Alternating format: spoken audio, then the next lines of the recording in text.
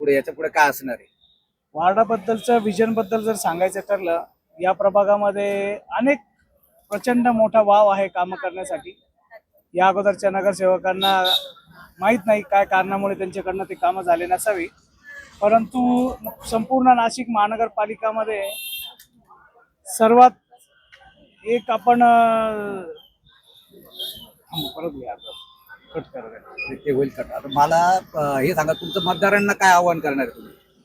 मतदारांना असंच आव्हान आहे की त्यांनी प्रचंड संख्येने यावं, मतदान करावं आणि आपला योग्य उमेदवार निवडून द्यावा.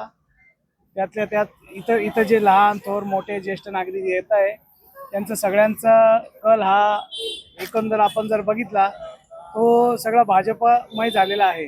हा प्रभागच पूर्ण भाजपाचा झालेला आहे. त्यामुळे नाशिकमध्ये कमळ तर नक्की फुलणार आणि महापौरही हा भाजपाचाच बसेल असं नागरिकांच्या मतदानाच्या एकंदर याच्यावरनं कल येतोय आम्हाला.